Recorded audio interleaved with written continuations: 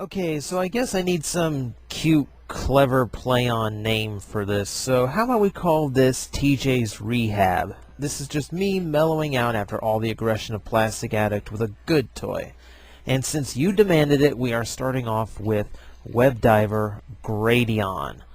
Now, this figure is absolutely epic. I mean, there's no other way I could have done it but by giving it its own video. And just to give you a little bit of scale so you know what we're dealing with here, there's your animated Bumblebee. Yeah, this thing is enormous. At least leader class. We'll start off here with the Locomotive Mode, which I'm a sucker for locomotives. I mean, absolutely love them. You know, Bullet Train, they're boring and phallic, and I feel dirty playing with them. Really, really well detailed. Almost everything on this guy is painted or molded in some way, and they did such a good job on him too. Now, let's start off with a feature I mentioned on Sharkon, which is shared by pretty much all the toys in this line, though not always in this color. You can see right there all that green detailing, and I think you might even be able to make out some of that techno detail that's molded in there. That bright neon cybernetic green showing through all over this toy. You get it there on in the sides, you got it right there on the bottom, even through here on the front. Absolutely everywhere, and it really brings out the digital nature of the toy. It's a really nice effect. The detailing is phenomenal, though. I mean, it's not just that. I mean, you got the gold pipes that go all the way through here. That's very nice to see. Very well done. Really invokes the steam engine aspect of him, which the smokestack up here does pretty well as well. See, this is why I don't like doing reviews from this angle. It's hard for me to tell what you are looking at the time. The details I really like are back here on the top. You can see the emblem for Webdiver right here. It's a little hard. It's no way you're going to be able to make this out because it's all metallic. It's all chromed. Up here's chromed, here's chromed, and it's a mix of gold and silver, and it looks phenomenal. It gives the vehicle a very regal presence. So does all the gold paint apps here, especially here on the front. The big steam engine. It's also got a cow catcher on the front. It's a really dark blue, though, so you're probably not going to pick it up too well. But I don't think it's meant for catching cows when you've got these gigantic spikes on the front. Yeah, that's not going to catch a cow. That's going to be instant hamburger. But I don't think he's really going to be riding any rails near pastures anyway. There's so many little details. I could go on with this way too long. The silver they used along here, it's very glittery, so it does a nice job of making a nice iron metallic look. The colors are all over the place. I mean, aside from that, you've got the yellow plastic, this translucent purple that makes up a great deal of the toy, and that aforementioned dark blue. But it really doesn't look all that bad. I mean, it's very colorful. I might even compare it to a Generation 2 release in some fashion, but it uses it really well. Purple and yellow work very well together, and with the theme of digital aspects, the green plays in very nicely. But check out the wheels on this thing. Just like a locomotive, it's got the arms that rotate along on the wheels. And this is replicated very well here on the toy. It's very smooth, very, very functional little gimmick. They've got so many little details that you could probably only find on a locomotive like this. And you even got these little whistles up here. I mean, it's really a phenomenal job. Amongst all these extra colors, you've got a very nice looking train here. So, that is the train mode, which you can tell I'm in love with. Now, what about transformation?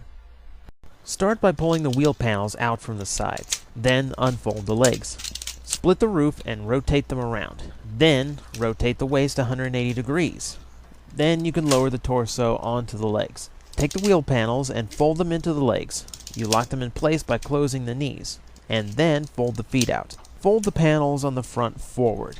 Then pull the arms free from the cow catcher. Rotate the arms down away from the front. Lower the panels connected to the shoulders, then lower the front end of the train. Fold all of these purple panels together to form the torso. Fold the head up, rotate it around, and finally, eject the hands by pulling the forearms up.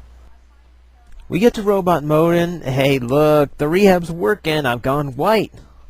Actually, I noticed that he's really hard to see against my usual black shirt. So, slight wardrobe change, and now you can see him in his full glory. This is Gradion in his full robot mode. Now, just for the sake of simplicity, I'm going to get one thing out of the way here. The backpack from vehicle mode, yeah, you've got a few different ways that you can store it and fold it up on here, but you can also just remove it, which I would go ahead and do immediately because it gives him a few weight problems. This way he's nice and balanced. Actually a very lean robot once you do that. He uses his parts very well, and before you tell me that that piece was kibble, we will get to that in a minute. No real surprises. The yellow is much more dominant in this mode, and it gives him that very regal look that I was talking about before with the train. He's also got a bit of samurai in him with the hip guard here. It plays to him very well, looks really nice. Great, I don't have a size comparison offhand. Let's get the vehicle mode Bumblebee back in here. Yeah, he's really freaking tall. Let's just put it to you that way. The figure itself, I mean, absolutely phenomenal. I mean, he's got so many little tricks in him, and we start off with the articulation. He's got full shoulder range, despite the shoulder guard. Elbows work. You got rotation here just above the elbow. Something very unusual these days. You have articulated hands and thumbs. Yeah, it's not all that impressive, but you know what? Anytime they work that in, I'm thrilled about it. He's got waist articulation, got it in the head as well. Well, let's see. Yep, wrist articulation as well. Knew I forgot something on that arm. He's got double jointed knees. Always love those. Hips fully work, and the kibble folds all the way out, so it's not going to hinder anything. So you've actually got a lot of posing range out of this toy. He's very, very articulated. And a lot of these joints are ratcheted, so though a little, on mine everything's just a little bit wobbly, you'll notice this doesn't like to stay. But that might just be a case of mine. I'm not sure. Not enough people own this thing who speak English. But you've got a lot of other neat little features. I'll try and demonstrate this one in particular. You take a look at his face there, bring down this horn, and it raises up a battle mask in the front. This was used in the show a lot when he entered battle. Fold back up, plate goes back down, and you have his more default appearance, which I quite enjoy a little bit more. So that is all well and good. He's got you know, like I said, he does a lot of little things like that. And the other one comes in the form of accessories. Now, I ditched this earlier because I forgot to transform it completely. You can fold this out, fold this all the way down, and there's a handle in the back to make this into a very, very buff shield. That is a nice use of this otherwise big hunk of kibble that really doesn't have any special place to go. For other accessories, and what big toy would be complete without weapon accessories, he has the Grand Saber. This is why his fingers are so articulated. It fits quite snugly despite articulated fingers, though I wouldn't jerk it around too much and tempt fate with it. A pretty decent sword. They actually made a toy version of this one, which even that interacted with the built-in video game mentioned in my vlog. Yes, this also transforms. Swing the blade out, flip it up, bend the handle. You also get a rifle. This is used in the show as well, switching between the two modes.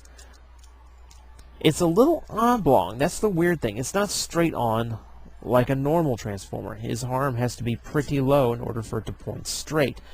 That part I'm not too thrilled about, but you know, the sword looks better anyway, and options are always nice to have. I love this little trick that it does. And, you know, it's small, but you know, small little touches like that usually pay off pretty well. The toy itself is phenomenal. You've got a lot of articulation, a lot of nice detail. Check out the chest detailing on this thing. The gold in the center sphere and all those little lines converging right there. It's a very, very powerful looking robot mode, and all those little details from vehicle mode, like these little red details here, and all this green that was filtered through them, really comes together and makes for one spectacular looking toy. Now, it has one other major trick. He's got a built-in video game. Now, this sounds cool other than, I don't know if I can demonstrate it, so let me take him away, and if I can't, we'll see. Yeah, okay, screw that. Let me just say this, the video games themselves weren't all that impressive. They're pretty much very basic handheld type games. You had one game which was basically him standing on one side and a very atrocious looking enemy standing on the other. And he would use his various weapons to go up and down the canyon while trying to shoot this horrible abomination on the other side. Now, this was well and good, because if you had all the other toys in this line, you could equip them onto the front. They would form battle armor or weapons, usually locking into these little slots on the chest. A little press of an IR button would tell the toy which figure was attached to it at the time. It would appear in the game, and it would help it kill the horrible monstrosities that would never leave you alone. And this basically continued over and over and over and over into infinity. So really it was kind of just a goofy way of having an interactive version of the TV show. Big thing appears, you get special upgrade, you blow it up.